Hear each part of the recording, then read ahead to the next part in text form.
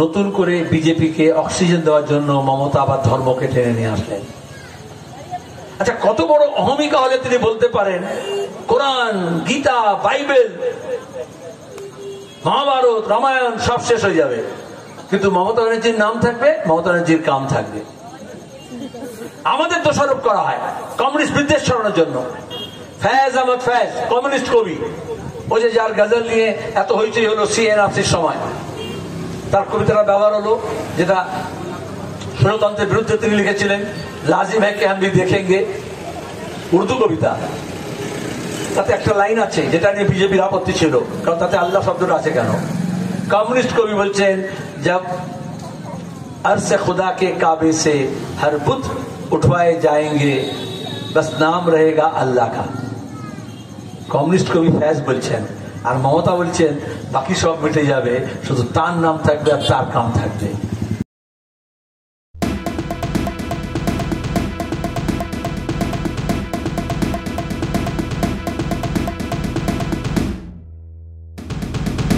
দুর্ভাগ্য, কেউ কেউ পরের মুখে ঝাল খায়।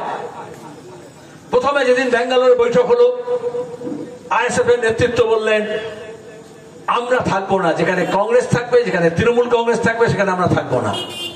কার সাথে বললেন? কোন রাজনীতি?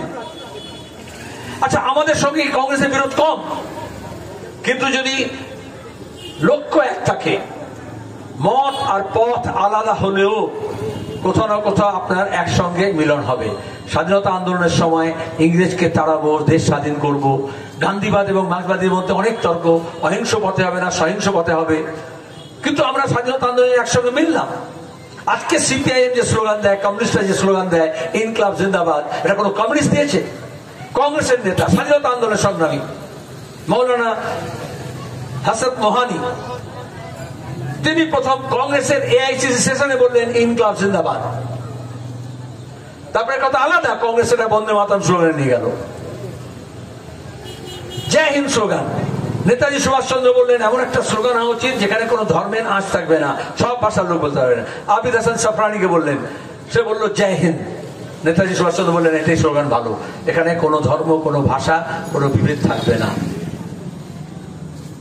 তাহলে একটা জায়গায় সবাইকে দাঁড় করাতে হয়। স্বাধীনতার আগে অহিংস পথে না সহিংস পথে তর্ক থাকলেও ইংরেজকে তাড়ানোর জন্য এই বাম এবং কংগ্রেস তার একটা হলো। খিলাফত এবং অসহযোগ আন্দোলন একসঙ্গে হলো, মৌলানা মোহাম্মদ আলী জওহর এবং মহাত্মা গান্ধী। অসহযোগ আন্দোলন এবং খিলাফত আন্দোলন আজ থেকে 104 বছর আগে একসঙ্গে হলাম আমরা। এগুলো কতগুলো ঐতিহাসিক সন্ধিক্ষণ আসে। আবার দেশ ভাগ হয়েছে, ভাগাভাগি হলো। তাহলে আজকে ভাগাভাগি রাজনীতি হবে না ঐক্যবদ্ধ রাজনীতি হবে? সংঘ পরিবার, আরএসএস, বিজেপি, তার সঙ্গে দেশি বিদেশি প্রতিক্রিয়া, কর্পোরেট ফান্ড, ইলেকট্রাল বন্ডের টাকা, মার্কেট সাম্রাজ্যবাদ, এরা সবাই চেয়েছে যাতে ঐক্য না গড়ে ওঠে, কিন্তু দেশের মানুষ চেয়েছেন ঐক্য হোক। আর এই ঐক্য হলো বলে আজকে পাতলা হলো হাওয়াটা বিজেপির, গোটা দেশে হাওয়া পাতলা হলো। আর মোদী এখানে এসে বুজরুগি করছে। শেষ দফার নির্বাচনের সময় মমতা ব্যানার্জি জায়গা করে দিলেন। মমতা ব্যানার্জি ভোটের মধ্যে হঠাৎ করে বললেন রামকৃষ্ণ মিশন, ভারত সেবাশ্রম সংঘ। কেন বললেন? যদি সাহস থাকে তাহলে আরএসএস বলতেন, সংঘ পরিবার বলতেন, বিজেপি বলতেন, বিশ্ব হিন্দু পরিষদ বলতেন, দুর্গা বাহিনী বলতেন, কিন্তু সেটা বললেন না। ছায়া যুদ্ধ করতে চাইছেন। আমরা চোরকে সোজাসুজি চোর বলি, দালালকে দালাল বলি। এটা পরিষ্কার কথা বুঝে নিতে হবে রাজনীতিতে, কোনো লুকোছাপার ব্যাপার নেই।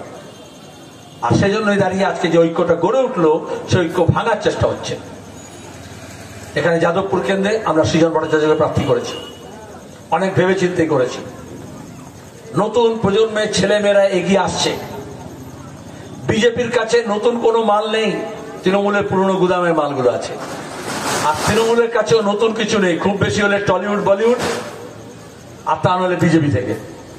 আজকে যে অর্জুন সিং থেকে শুরু করে পরপরই দেখেন দমদমে সৃজন চক্রবর্তীর বিরুদ্ধে যে শিলভদ্র, কতটা ভদ্র জানি না, কিন্তু সে তৃণমূল ছিল, এখন বিজেপি।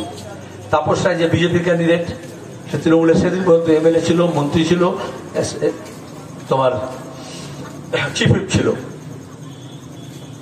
এই দল বদল কেন হয়? আমাদের রাজ্যের মানুষকে কে হিন্দু কে মুসলমান এরা বুঝিয়ে দিল বিজেপি তৃণমূল, কিন্তু কে বিজেপি কে তৃণমূল বোঝা যাচ্ছে না। আর যদিও এখন স্পষ্ট হচ্ছে কে বিজেপি কে তৃণমূল, তখন দেখা যাচ্ছে কে হাতে তলোয়ার রেখেছে আর কে আস্তিনের ভেতরে তলোয়ার ঢুকিয়ে রেখেছে। যারা হাতে তলোয়ার নিয়ে লড়াই করে তাদেরকে চেনা যায়, তো যারা আস্তিনের মধ্যে ছোড়া লুকিয়ে রাখে তাদেরকে চেনা যায় না কে কার মুখে তামাক খাচ্ছে, হাতে তামাক খাচ্ছে। লড়াইটা এখন স্পষ্ট।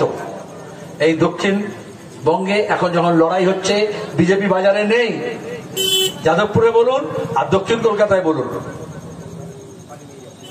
বা ওই দমদমে বলুন, সেখানে দাঁড়িয়ে নতুন করে বিজেপিকে অক্সিজেন দেওয়ার জন্য মমতা আবার ধর্মকে টেনে নিয়ে আসলেন। আচ্ছা, কত বড় অহমিকা হলে তিনি বলতে পারেন কোরআন, গীতা, বাইবেল, মহাভারত, রামায়ণ সব শেষ হয়ে যাবে, কিন্তু মমতা ব্যানার্জির নাম থাকবে, মমতা ব্যানার্জির কাম থাকবে। আমাদের দোষারোপ করা হয় কমিউনিস্ট বিদ্বেষ ছড়ানোর জন্য।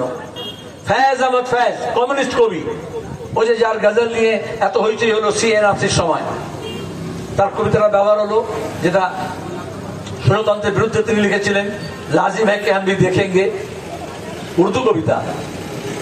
তাতে একটা লাইন আছে যেটা নিয়ে বিজেপির আপত্তি ছিল, কারণ তাতে আল্লাহ শব্দটা আছে কেন। কমিউনিস্ট কবি বলছেন, जब अर्श खुदा के काबे से हर बुत उठवाए जाएंगे बस नाम रहेगा अल्लाह का। কমিউনিস্ট কবি ফয়েজ বলছেন, আর মমতা বলছেন বাকি সব মিটে যাবে, শুধু তার নাম থাকবে আর তার কাম থাকবে। এটা ইচ্ছে করে আবার যেখান থেকে শুরু করেছিল বিজেপি ভোটের সপ্তম পর্যায়ে, ষষ্ঠ পর্যায়ে, ওই ধর্মকে আবার সেন্ট্রাল পিস হিসেবে নিয়ে আসার চেষ্টা করছেন, তাতে বিজেপির লাভ। এটাই হচ্ছে আরএসএস এইভাবে লোকজনকে পোষে এবং যখন দরকার হয় ঝাঁপি থেকে বার করে। সাপুরেরা যেরকম হয়, ঝাঁপির মধ্যে সাপ থাকে, তারপরে বিন বাজারে সেই সাপটা ফনা তুলে বেরিয়ে আসে, এরকম ভোটের সময় এরকম ঝাঁপি থেকে কিছু লোকজনকে বার করতে হয়, যাতে দাঁড়িয়ে এই বিষাক্ত রাজনীতিকে আরো বেশি রাজনীতিতে বিষ ঢালতে পারে। আমি আপনাদের কাছে অনুরোধ করব, আমাদের প্রজন্ম বেশি দিন বাঁচবে না, আমরা এবার আস্তে আস্তে সরে যাব, কিন্তু আমাদের দেশ, আমাদের কল কারখানা, কৃষি, ক্ষেত খামার, আমাদের স্বাস্থ্য, শিক্ষা, হাসপাতাল, রাস্তাঘাট কারাতে ছেড়ে যাব।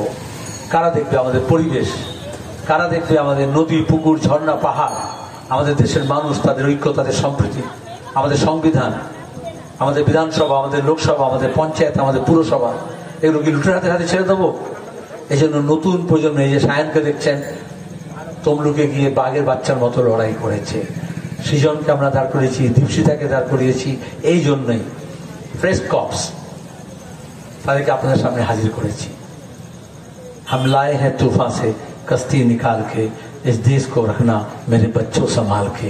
নতুন প্রজন্ম যাতে এই ঝড়, এই তুফান থেকে আমাদের দেশের নৌকাটাকে, সমাজের নৌকাটাকে যাতে আরো এগিয়ে দিতে পারে, সেজন্যই সৃজন ভট্টাচার্যের জন্য কাস্তে হাতুড়ি তারা চিহ্নে সিপিআইএম এর প্রার্থী, বামফ্রন্ট মনোনীত, জাতীয় কংগ্রেস সমর্থিত এবং গোটা দেশের ইন্ডিয়া ব্লকের প্রতিনিধি হিসেবে আপনাদের কাছে তার জন্য আবেদন করছি।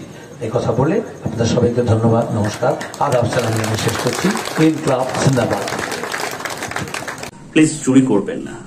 একজন কন্টেন্ট ক্রিয়েটার অত্যন্ত কষ্ট করে তার কাজকে এগিয়ে নিয়েছে, তাই তার কাজকে সাপোর্ট করুন, তার কাজকে ভালোবাসুন, কিন্তু তার কাজ নিজের নিজের চ্যানেলে তুলে দেবেন না, কারণ জানবেন পাইরেসি কিন্তু একটা অত্যন্ত দণ্ডনীয় অপরাধ।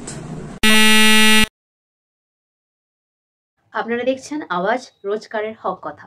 For more updates about Awaaz, please subscribe our YouTube channel Rajshekhar thali.